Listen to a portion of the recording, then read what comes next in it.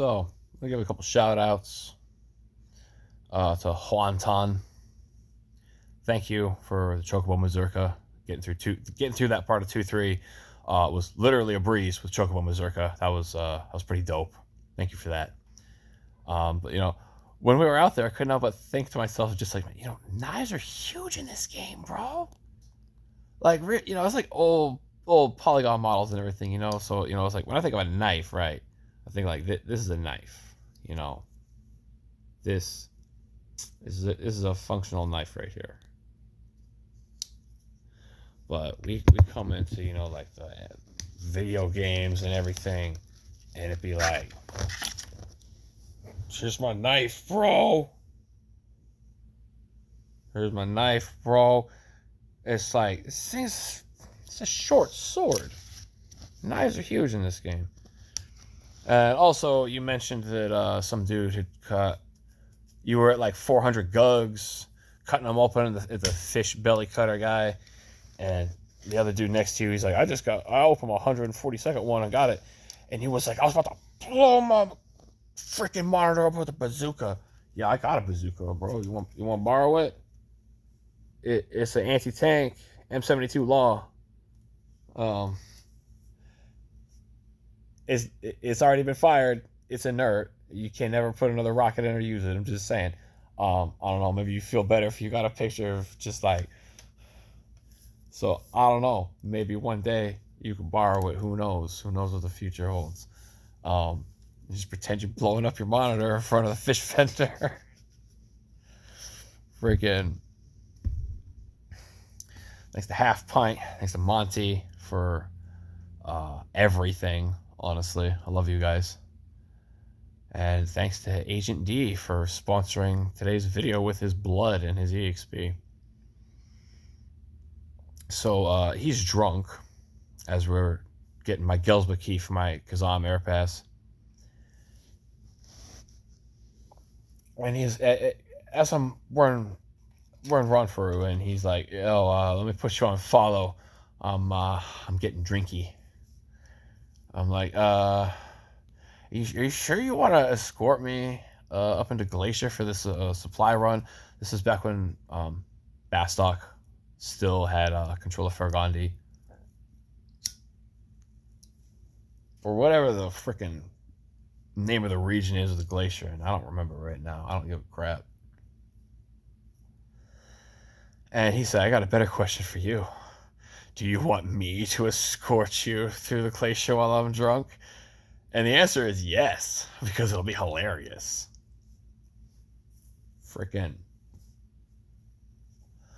So we go all the way through stupid ass Rangamot Pass.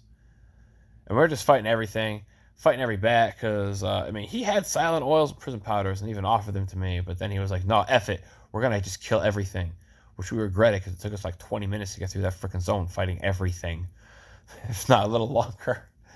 We get out to the Glacier, we get out to the outpost, we're fighting every goblin and tiger along the way, picking up some drops. I'm getting some skill up on my throwing skill, because I didn't know you could skill up doing 0 damage, but I was getting skill ups on throwing doing 0 damage, so whoop-de-doo, go boomerang. And then while we're there, he's like, hey, isn't that notorious monster that drops the Boreas cesti here? I'm like, hell yeah. You want to go camp it? Just like for a minute? Like, it's rare EX, so it's not really like one of those things that's camped all the time. So we take the long, windy, spiraling path all the way down to where the tiger spawns. Killing every goblin, Gigas, tiger along the way. Should have fought the freaking crystal golem, try and get some mithril shards or mithril ore or something. No, but we didn't. Whatever. Freaking, we get down there, we wipe everything out twice. Sitting down, I'm healing. There's a ringing at my doorbell at 6 o'clock at night, and this is after daylight savings time, so it's pitch-ass dark outside. I'm like, who the hell is ringing my doorbell? So I come out through the backside entrance in the garage right here, and it's some dude saying he's here to sell solar panels. And I'm like, Kind of weird for you to be selling solar panels at fucking nighttime, dude. House casing. That's all it was. I could tell. House casers haven't been around here for a while, so they're back again. You know, they try to get into your house, get into the backyard, see where all your security cameras are, so they know what houses to hit, which houses to stay away from. And I usually make sure that they don't come back. Only one guy ever came back once. He's the one who pulled the Tachi out on. Although, to be fair, I didn't pull the blade out. I was pointing it at him with it still in the saya, because I was hoping he would grab it, because at that point, technically, he's the one unsheathing it by grabbing the sheath. I was just holding the handle. Don't know what would happen after that. Probably would have preferred he just run. But thankfully,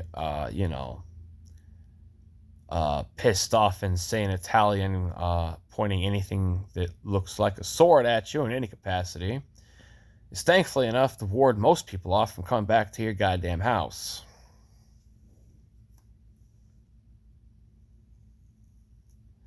Been a couple years, though, so it's probably a new group of people in the network, so, they don't know to not come to this house yet, so I'll probably have to reteach them again over the next couple of days. I've had to take their freaking flags off of the stop signs around here, because they do these fake business card things that don't actually have business licenses. They don't have Twitter accounts. They don't have Instagram accounts. They don't have emails. They don't have Facebook. They have nothing. They have 2 phone numbers, and they're always really sketch. And they'll throw business cards at the very end of the driveway with a little bit of rocks on them, and they wait to see which one of those things doesn't get picked up. And it's like, that's where the elderly people live. They never come outside, so they know those are the houses to hit. And I've walked around the neighborhood periodically, and I've noticed that when there's a street that's got a lot of these fake ass business cards on them, because I'm not trying to touch other people's shit on their property. I just see it while I'm walking by. Those are the stop signs on the streets that I always kept finding these quartered pieces of a very bright purple colored bandana. Just to make sure it's not associated with Bloods or Crips. They always use purple. And I've been seeing them do that all up around here for the last hot minute or so, and I started seeing around my neighborhood, and I got a lot of elderly people that live around here. So I started walking down the streets, and I'm like, yeah, dude, there's like 15 freaking houses on the street that they haven't picked up their stupid ass cars, and now they're getting the purple handkerchiefs on their stop signs. So that's when these people know when they're coming by at night, they can distract other neighbors when they're like, oh, hey, we selling this shit. By the way, don't come outside your house right now because we're robbing your neighbors right now. It's some shady ass sketch shit. So I was, they were probably trying to use me as a decoy to rob one of my neighbors the other night, for all I know. So might have to start doing swordsmanship practice out in the front yard at 5 p.m. again to dissuade these people from coming around here no more. But yeah, that happened while this was going on, while we were camping this NM. I come back. He has killed everything a couple times.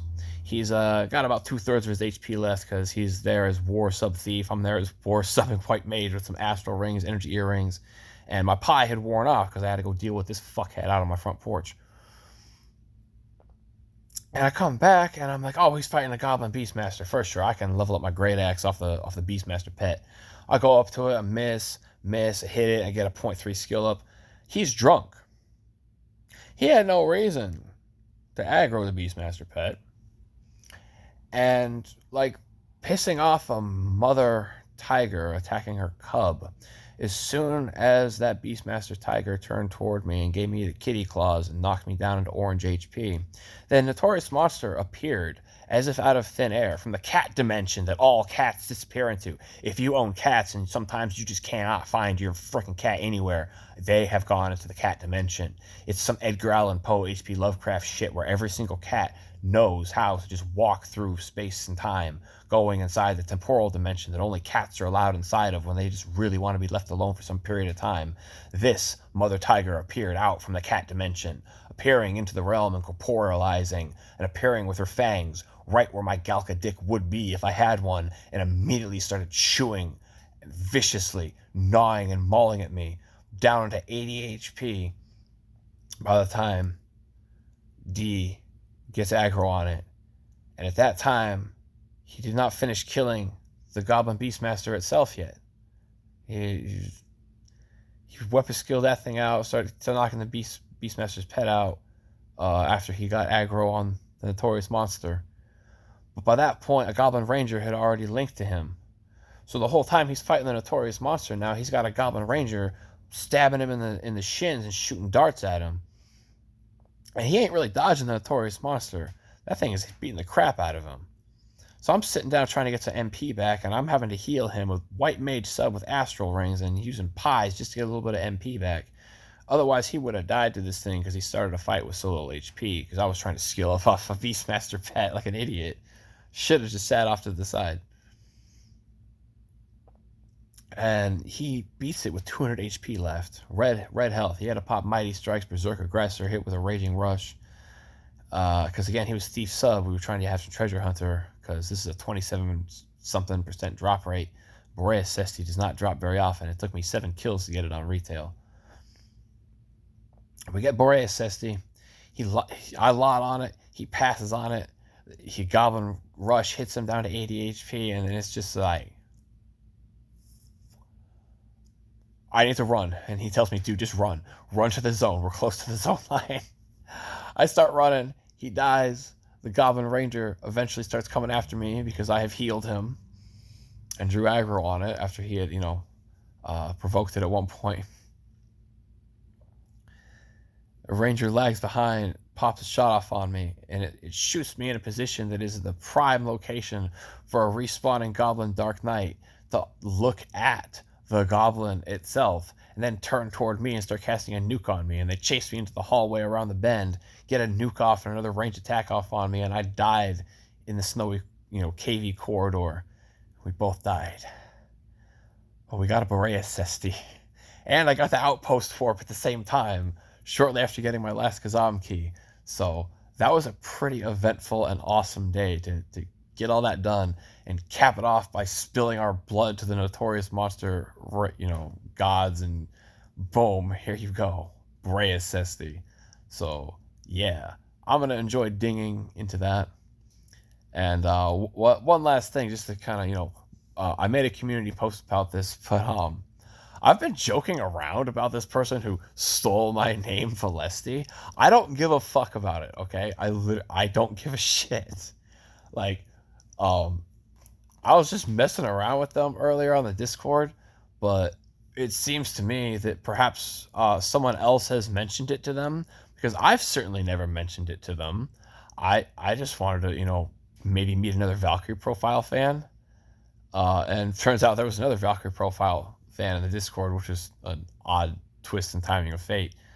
But I'm not actually mad about it. It's just the name in a fucking video game. It wasn't even my first character name. My first character was a Galka named Flaming Duck. So I don't give a shit.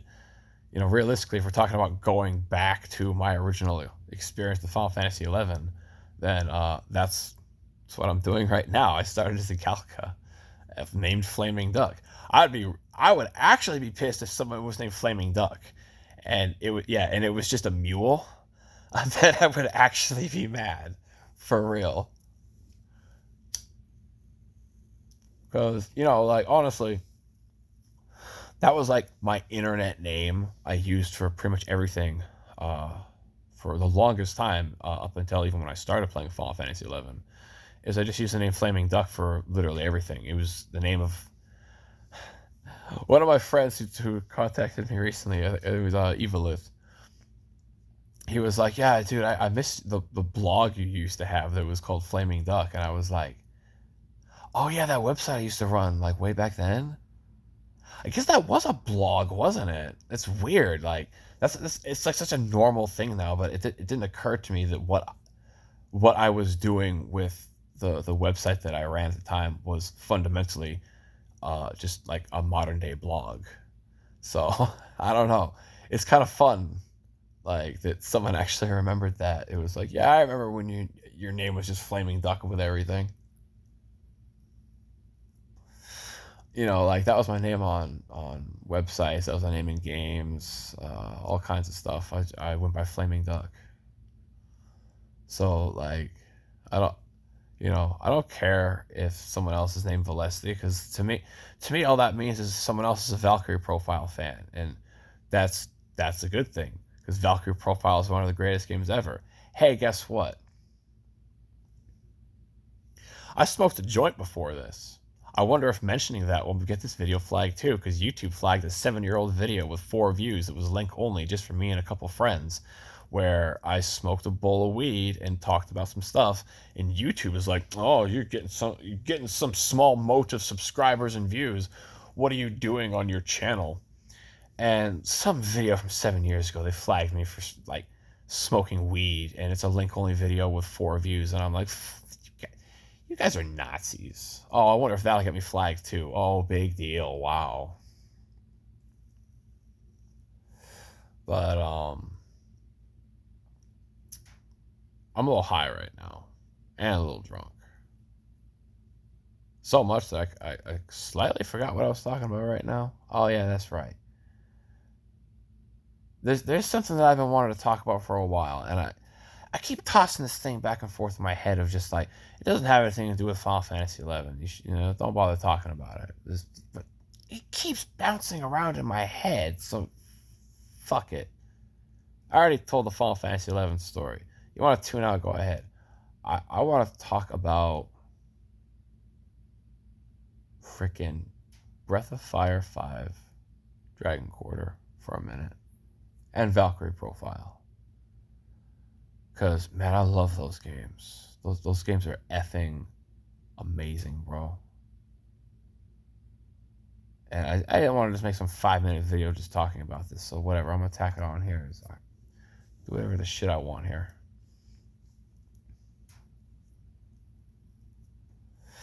Valkyrie Profile, to me, is an advanced form of Shakespearean art. It knows how to use all of its thematic elements absolutely perfectly. It knows how to take that A1 Wagyu steak, and at the last moment after it's been cooked, give it that tiny little tip of a chopstick, just one. Poke it into the wasabi and smear it onto that tiny strip of beef that you've just taken off of the grill in the middle of your table. Yeah, man. Everything about Valkyrie Profile is perfection. I sometimes, on my old iPod. All right, this is kicking it back. This is before smartphones. Vaguely to do with Final Fantasy 11. It's in that era. I actually used to have like Angry Video Game Nerd episodes on my iPod.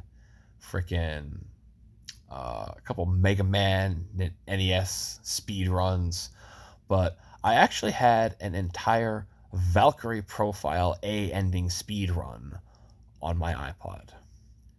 Just so at any time, no matter where I was, whatever was going on, if I wanted to, I could go turn on the speedrun of that game, because you cannot skip any of the dialogue that is spoken. And that is why the speedrun is so long. It'd probably be like 50 minutes if you could just skip the spoken dialogue. But it is many hours long. And so at any time, I could just turn on Valkyrie Profile speedrun, and for a couple hours, just listen to the whole game unfold. Oh, it was great, man. I loved it. I had Snatcher on Sega CD, physical copy in my hands at one point. Wasn't mine, didn't belong to me, but I had one loaned to me for a little while. And Snatcher on Sega CD, used a lot of MP3 audio. So I pop that on a modern day computer and go into iTunes, and I could just, oh, look, I just extract all the audio files from all the major cutscenes in Snatcher. Oh, look, I have Snatcher, this, the drama CD on my iPod now.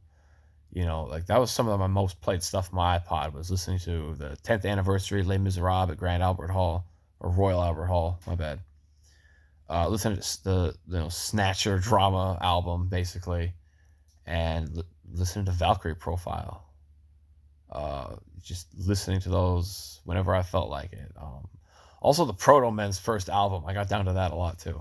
I'm a big fan of musical stories,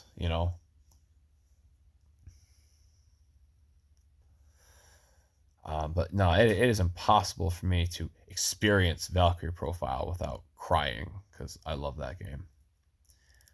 And also on that list is Lufia 2. Lufia 2 will make the most hardened criminal turn into a sobbing mess, in my opinion. That game will get you. Everyone will be talking Chrono Trigger, amazing game. Everyone will be talking Final Fantasy 6, beautiful game. I'll be talking Lufia 2, a majestic and lovely game. But my favorite game of all time is actually Breath of Fire 5 Dragon Quarter, a game that literally everyone hates. Even people who like Breath of Fire, even and especially people who like Breath of Fire, they hate the absolute shit out of Breath of Fire 5. But it is my favorite game of all time. It's something that I resonate very deeply with, is being branded as useless by society. I resonate very deeply with that. Being put into position after scenario, after circumstance, where your efforts will never change your circumstance. You will always be locked into the position you are in. I know exactly what that's like. And then along comes this wild notion that perhaps your value in society has more to do with how much guts and balls you have. How determined and focused and fixated are you on fulfilling your dreams and your desires? How much is that worth? What's the price tag on love for one's creations and one's efforts? To me, that's the question that game asked. It kind of bothers me how many people just never played through it. I mean, fuck me, I'm crying right now just thinking about it.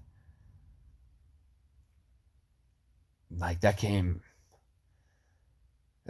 influenced me the way, I'm sure that like Hemingway influenced people, back in the day. Like that's the hit it gave to me. Like the way Watership Down hit my dad, the way, fuck me, like the way that Flowers for Algernon hit me when I was a young man. Like that kind of hit, where your heart and soul are getting both barrels of the shotgun at the same time, and it's just like, I don't know if I can feel anything after this for a little while. I am so overwhelmed by feeling everything right now. I just need a moment.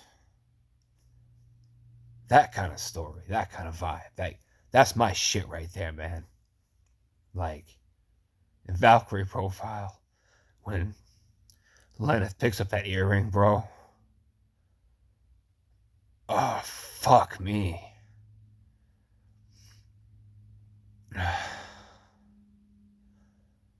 I can't even talk right now, man.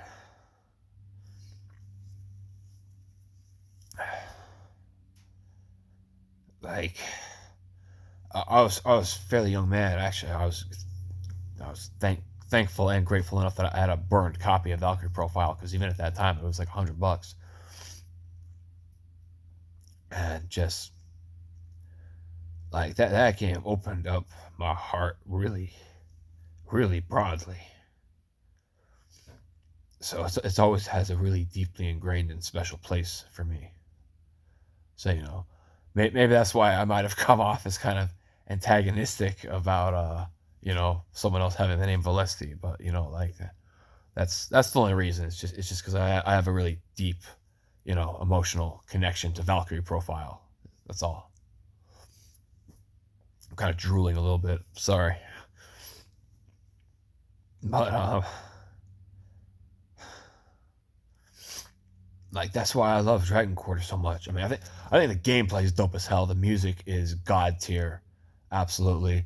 The very hinted shading of a plot that you really only see things poking out of the tips of cave mouths and tails disappearing under crevices. You never really get a full story. You just have to piece it together from contextual clues and playing through the game over and over because it's made to be New Game Plus repeatedly. And oh god, the gameplay is awesome, but I love it for that story, man.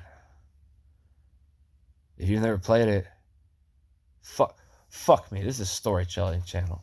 I tell stories here. Kind of drunk, kind of high, kind of emotional right now. Fuck it. You're never going to play Dragon Quarter. No one's ever going to play Dragon Quarter. I'm going to tell you the story of Dragon Quarter.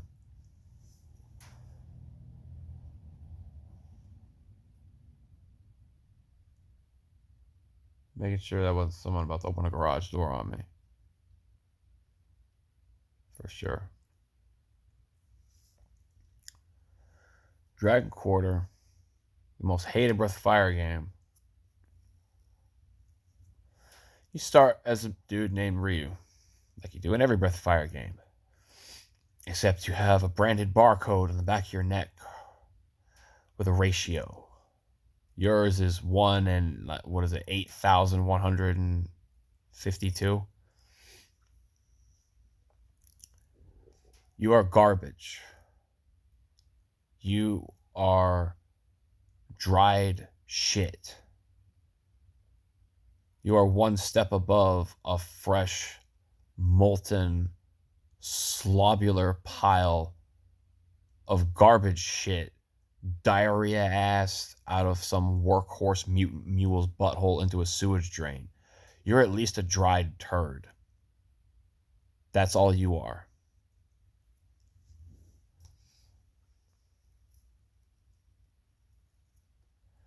You do grunt work at the bottom of the world. The surface world, most people don't even believe exists.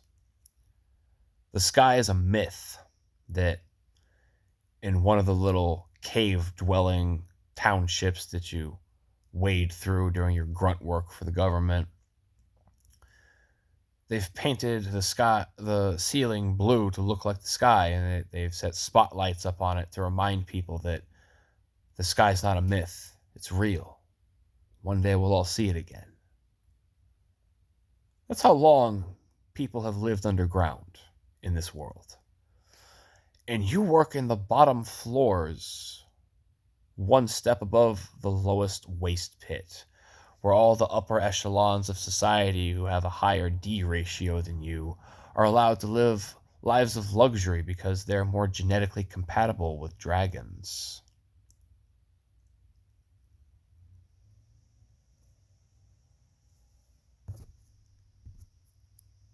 Your D ratio is your dragon ratio.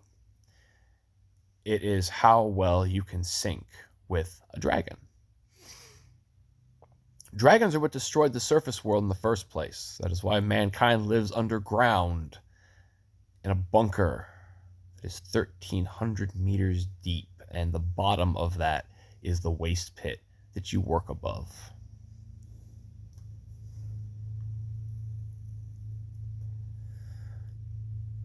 One day, you are asked to go and acquire some cargo. You must deliver a package. Your friend, Bosch, he's a 164. His D ratio is super high. But his dad has kind of, forced him to get a summer job. Just because you are a regal member of the Victorian society at the top of our pillar colony doesn't mean you can get away with anything, son. You need to go work down at the grunt level with all the rest of the refuse of society. And so, Bosch is your super cool, high society friend. He's all talking about, bro, once I pass all this training I gotta do for my dad, I'm gonna be living the high life. I'm gonna put in a good word for you, man, because you work hard and you're super dope. And honestly, you're my friend. And I honestly, after we've become such good friends down here, we form a bond in the trenches. You know what I'm saying? I don't want to go and do things without you no more, man. You're my bro. I'm gonna make sure you can come live like up at the top with me, where we're not breathing in garbage fumes all day, where the air quality is real good, and we're not eating recycled food that other people have pooped out, like that's been turned back into food again. Like, I want to take you up to the top society with me, man. We're gonna live like kings. That's what he's talking about as you go on this delivery mission with him. And along the way, he says, hey, let's take this shortcut. There's this place that's kind of off limits to people, but, with my royal genetic codes and all that shit, I can get in all through there. So let's just take this shortcut to this back alley that no one's been to for, maybe like 400 years. Because everything back there is all rusty and nasty and dilapidated and orange with rust. Everything is like walking into fucking Silent Hill. And up against the back wall, up against the horrendously tall back wall, is the lower half of a dragon half, who has ironically been cut in half.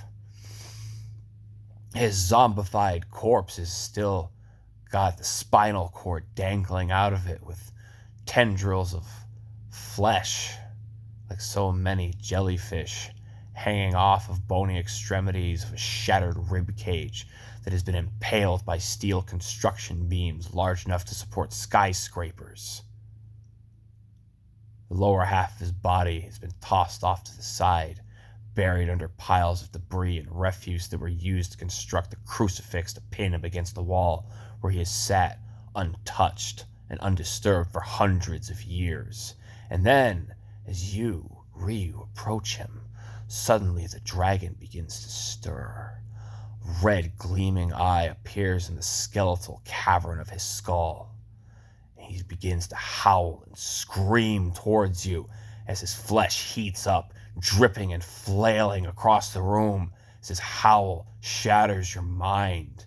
And then a golden orange cube begins to pulsate in the top right corner of the screen as Bosch looks back to you, hearing nothing, and says, let's go, partner. What are you doing? What's wrong? You follow him. You go to the train yard. Your car goes there, and this is a ghetto train. They don't got no fancy trains down here in the underground. You're riding rickshaw on top of the cargo pallet equipped with a small mini Gatling gun as you're crossing through an underground cavern across a single rail. There's another rail about 40 feet out on the other side of the cavern's hall for trains to go in the opposite direction. But on this particular occasion, this train is coming in the same direction, which is already a bad sign. And then it becomes apparent that terrorists are attacking your train. They shoot the cargo off. You and the package fall. Bosch watches as you, his best friend, plummet down to the bottom, to the depths, to the trash heap, 1,300 meters below the surface. Is where you discover that your cargo is a little girl. And you watch as a single-eyed cyclopean, frog-fisted mutant cyclops drags her away, throws her over his shoulder, and walks into another room with her. Ryu's eyes light up with the same burning red fire that was seething inside of the dragon's skull. Instantly, his body is covered in a super sweet Dragon Ball Z aura of glistening white hot fire scantly burning back into an amber orange. He moves at speed so fast that every bone in his body should shatter from the instantaneous G-forces being leveled against him. And oh boy, it might as well be happening at this point. He cuts the thing's arm off, grabs the girl, puts her down off to the side. His entire body ignites with burning hot passion, blood beginning to crackle and spark out of his veins. He's starting to lose control. Something else is starting to control him now. The bottom top corner, the little thing starts pulsating even harder now. And now, whenever you press the R2 button, you start dashing and you can just knock enemies away and be like, I don't feel like doing random battles right now. Get the fuck out of my face, and run at 3,000 miles an hour at the tap of a button. Oh, this is an awesome new gameplay advantage I have now. Also, this little girl is a mage. This is Nina. She does have wings, I guess. But they look weird, and they don't look like wings that serve a purpose. Also, why does she not talk? And eventually you meet up with a member of the terrorist organization her job is to try and rescue these air filters. And it's like, look at Nina. It's like, what the fuck did you just call her? And she's like, yeah, well, we don't like it any more than you do. That's why we're trying to save them, man. Because this is effed up. Nina has a D ratio that is so low, she can't even be branded. She has absolutely zero connection to dragons. So low that children of her capacity are just kidnapped off the street and used for science experiments. Nina's wings are simply the nets for her air filters. Her lungs were torn out and replaced with something that exists solely to purify the air in the lower sectors. And admitted to by the doctor who did this to her. He also tore out her vocal cords, not to make sure she couldn't talk, because who's going to listen to a little orphan scab like this anyway? He just did it because he wanted to experiment and he thought it would be fun.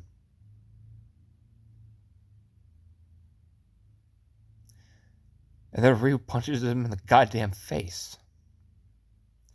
Shatters his fucking glasses into his eye socket. And that is one of the most satisfying things I will ever see in any game. I cannot tell you how many times I have played a game, especially a Dragon Quest, where I'm just like, can I punch this dude in the mouth right now? Can I knock this dude in the face? And as soon as this smuggle scientist is doing the anime, glasses twerk, and he's just like, yes, not one of my better works. He just cracks this dude's glasses right into his fucking eyeball. Pulls out his sword and you can see him struggling with the burning, angry dragon that is starting to infest his mind. Do I cut this guy's head off or not? Oh, actually, you know what? Here's the deal. I do want to cut your fucking head off right now. Nothing would satisfy me more than to cut your fucking head off and split your ribcage open and splatter your guts all over the floor. But I'm not going to do it, because I'm not going to do it while Nina's watching. Now get the fuck out of my face.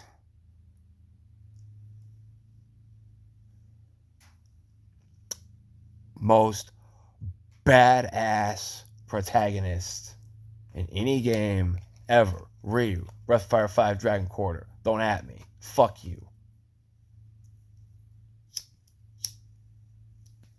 And so this is Ryu's goal now, man. If Nina cannot get to a place where there is clean air, she's going to die. He gets back up to the train yard with the terrorists helping him get Nina back up there. He encounters Bosch again. And it's like, oh, my brother, you are safe. Oh, and I see you brought the cargo. Wow, and you even brought in one of the terrorists from Trinity. Wow, that's amazing. That you could do all that and survive that fall. I'm glad to see you again. Glad that I could see you one last time. Then he stabs his sword through your fucking kneecap. And he just keeps staring straight ahead. He doesn't even turn his eyes or cock his head down to look at you as you keel down on the floor. And then he just twists the blade, plunges it deeper, just to torment you further, as he says, well, here's the deal, friend. It seems that you linked with a dragon. And no one's allowed to do that?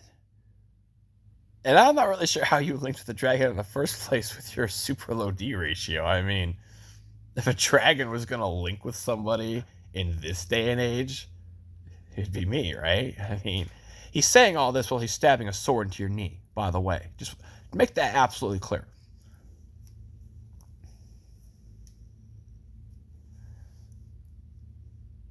And that's not enough for him. He rips the sword out very painfully, slashing on the way out. Doesn't just pull it out. He slashes your knee out on the way just to cripple you. And then you stand up to stop him from taking this chick who is, after explaining her actions, not really the terrorist that the government has branded her to be. And also, Nina's going to be taken away back to a lab to probably just be disposed of in a plastic shredder, because that's what they do with her. They recycle them.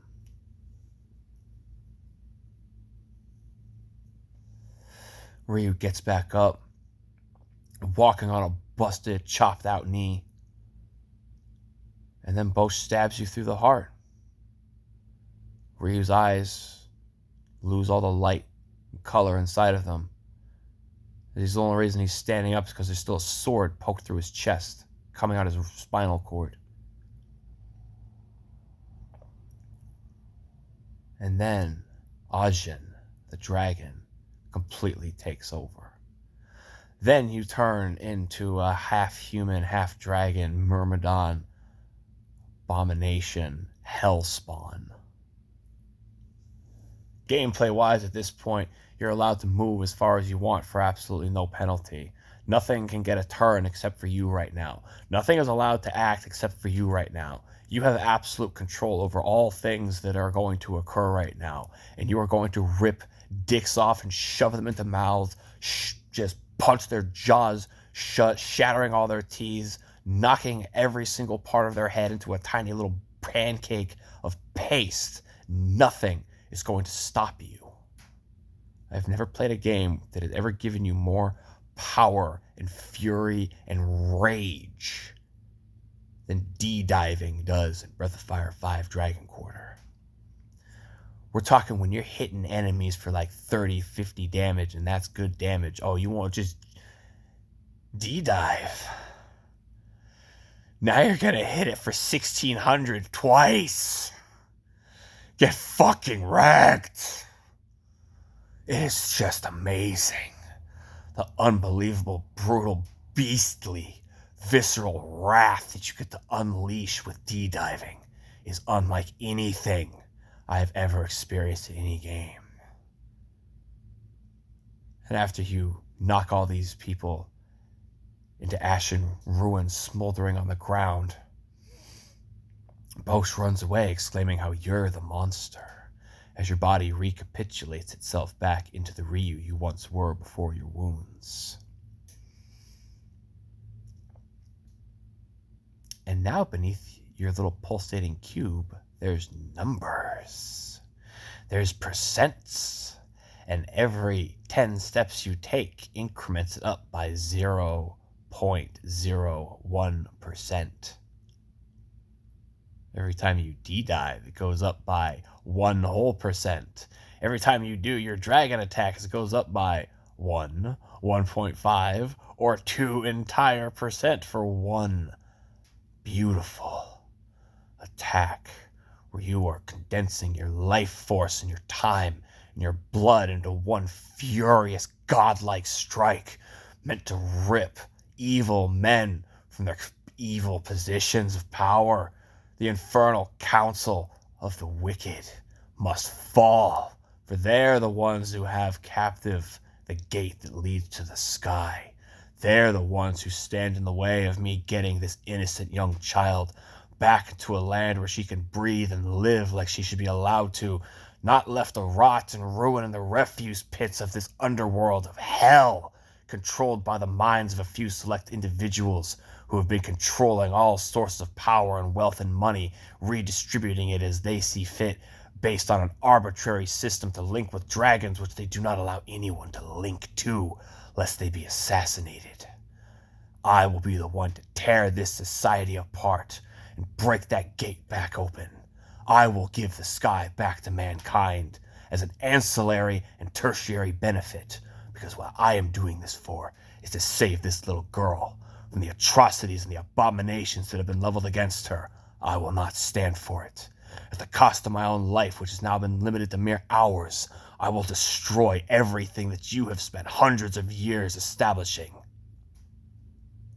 Fuck yeah. Gosh.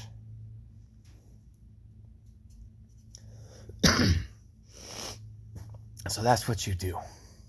And along the way, Bosch gets jealous because I am the one who has the better D ratio.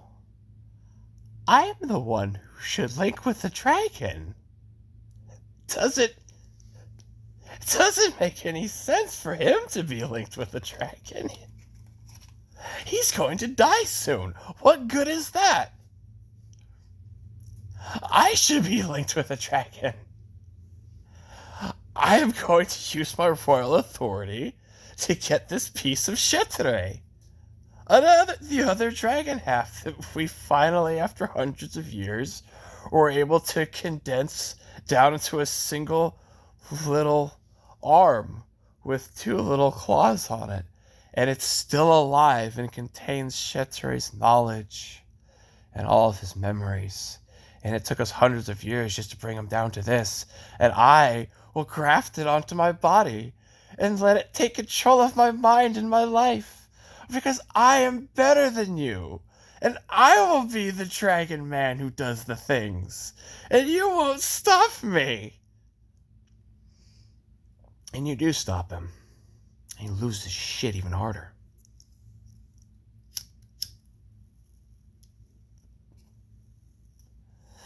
And then you claw your way up into the region's fucking pearlescent castle. You tear all of them off down from their thrones, destroying all of them, until you finally make your way to that gate. And you have all the keys from around the region's necks needed to open it. All that remains is to put them into the slots and turn them. Dispel the ancient ancestral eldritch glyph that has kept the steel and concrete chained gate shut for all these hundreds of years. And then Bosch shows up again. The dragon has begun to control his body because he can't die from the abundant control of it. Ryu, he's going to die. But he'll die before the dragon can manifest itself. That's why Ajin chose him, one of the reasons. To make sure the dragons couldn't dominate the world again. He chose a low D ratio. They wouldn't be able to survive linking with him. But Bosch, he had a high D ratio. So he linked very well with Shetere. And after you defeat Bosch, kill him, Shetere rebirths himself as a complete, untainted dragon half. Not something bound 1,000 meters below the ground to a wall, half dead, barely conscious. No matter what your D ratio is when you go into that final fight with Shetere, you will always have a damage shield that is equal to the amount you need to use your Dragon Breath, super awesome Kamehameha Hadouken breath attack. As long as you hold down the button, you just keep channeling that pillar of energy. You will always hit 100% D ratio. The second you reach his damage threshold, and you will do 0 damage to him. All your efforts are for nothing. No matter what you do, no matter how hard you fought, no matter how careful you were with your D ratio management, it does not matter. You will never deal damage to Shetere. And then Ryu jumps off the balcony. The cutscene starts playing right out of the battle. 101%, 102, 105, 110%. The D ratio starts exploding with blood. The grass is crackling. Just gore is shooting out of it as it starts pulsating wildly. The cube starts breaking apart, turning into a fourth dimensional tesseract. 120%, 135%. You're just starting to pound this motherfucking dragon straight up into the gate itself. Fuck the keys. I'm gonna break this thing apart with my wrath and fury, and your blood's gonna be the one that's gonna open it. Nothing's gonna stop me. I'm gonna save this girl. I will fuck you to death right in your throat. You are going down, you son of a bitch. The screen fades to white by the time you get to about 138%. And then, final FMV plays. The gates open. The blue sky's real. It's not a myth.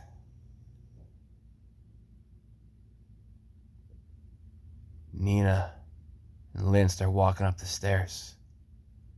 Ryu says, I'll be there shortly. Give me a minute. I just need to rest. They go up. She breathes fresh air for the first time. Everything is beautiful. There are birds and butterflies and flowers, fruit-bearing trees of every kind, and a blue sky. But by the time she goes back down the stairs, she realizes Ryu dies. And in his last fleeting moments of consciousness, Ajin speaks to him and says, you know, you didn't get here because of me helping you. You got here because of your determination and your willpower. And then Ajin, an immortal dragon, ends his life so that Ryu can live instead, not as a dragon, but just as a man in a new world, untainted by any totalitarian government. It's one of the most beautiful things I've ever seen in my life. So, if you like to listen to this while you're EXPing or you're grinding on Horizon and you just want a story to go with, I hope that suffices for you. I'm a little drunk and high right now, so let's try to put some energy into it for you, you know? But no, for real. I love things that rip my heart out. You know, fuck, let's go to an hour. Who cares? I love things that rip my heart out and make me feel like shit. I don't know why. I really do. Lufia 2 is another prime example. I'm not going to spend another hour and a half talking about that, but Lufia 2, oh my gosh, bro. I listen to that. I have like 5 different versions of the ending theme I listen to. A couple covers, and then, you know, the Japanese vocal arranged version. But the ending theme from Lufia 2, anytime I think to myself, just like, you know what, man? I feel like I need to cry. I feel like I just need to cry a little bit. You know, get those emotions out a little bit. Let me listen to either Dreams to Dream from American Tail 2, Five Goes West. That one always gets me. Or listen to Home Sweet Home from Earthbound. That one always gets me. Or, you know, just, I have things I like to listen to for that specific reason. And just one more thing to toss out there. You should watch, also / do not watch Air. I enjoyed Air because I enjoy having my heart ripped out and I like feeling emotions. But I wouldn't suggest you watch it because it really f's with my emotions hardcore, bro. But those are the kinds of things I like, you know. And yeah, thanks for supporting the channel. Thanks for supporting me in many different ways. And one last time, please do not bother the person with the name Valesti. Like I don't got any beef with them. Um, they actually seem kind of like offended, and or maybe not offended, but just kind of made uncomfortable with me saying that they stole my name. I don't give a shit. Don't bother them about it. Like I was just horsing around, and maybe they don't take it that way. I understand that. I'm not saying it's just a joke. Lighten up. I'm not. That's not cool. I'm gonna say that right now. Don't ever tell someone it's just a joke. Lighten up. Some things can actually bother and hurt and offend people in ways that are pretty severe. So like, I'm not trying to say like it's just a joke that needs to lighten up. I'm not saying that. Like real talk. Like it seems to actually bother them. So like don't talk shit to them about that. Don't bother them about it. Like they're just another Valkyrie profile fan like me, and that's cool. So everything's cool. There's no actual beef about it. I've never actually been mad about it. Like just want to make that clear. Um, so yeah, thank you for supporting me, and you give me about another year here or so. I got a novel I'm gonna probably release on Amazon Books for free. That I mean, if you like my storytelling in some capacity, you probably like it better where I can actually structure it with words over a period of time when it's actually a cohesive story. Um, it's got a bunch of dragoons in space and a bunch of cat girls on a Japanese style planet. I don't know. Just want to throw that out there because for the longest time I was trying to think to myself like, how can I make dragoons a real thing? Well, the gravity of the planet's a big deal. All right, so what if I had a planet that was much smaller than Earth? What if I did all this other kind of stuff to it? And it's like, all right, cool. So I'm gonna have planets that got about this size, so the average person could probably jump about 3 or 4 feet in the air. But these dragoons, yeah, they'd be jumping like 12, 15 feet into the air. That'll work. That'll work good. It's gonna be a fun, goofy, thematic story, but I do intend on asking kind of like the same type of question that I guess Ghost in the Shell asked, which is, where is the self? Where is the consciousness? And it is going to be a story of my main character progressively losing more and more of his limbs, losing lower torso until he is, pretty much just a cyborg left in a brain case on a world ship school that's flying around through space trying to find a planet to inhabit. Um, so yeah, that's the kind of shit I write about. So if you like my storytelling of just recounting things that happened in 11, then F me. I think you'll really like the books that I write. And I intend on releasing this particular one for free because I feel like it. So no, there can be no charge for y'all other than your time, which it's about it, I guess.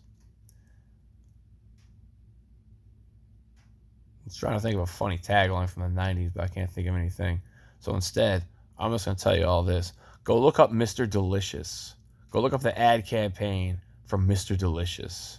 It is the worst thing I've ever seen in my life. Like, for real. They're trying to make this ad campaign mascot pandering to these people, like, in, like, maybe their 50s, and it's that type of shit. They're like, the items on our menu, when we say that it is $4, it'll always come out to exactly $4 because, maybe you just had a vasectomy and, rifling around through your pants pockets for some change is really inconvenient for you. This way, all you gotta do is pull out your wallet and give us a $5, and we'll slap you with a 1 and give you your food, and you're on your way. They for real advertise it to people. It's like, did you just get a vasectomy? Well, you gotta count your change in our shit. Look up Mr. Delicious. It'll scar your mind forever. It's amazing. Peace out. Love y'all. God bless you.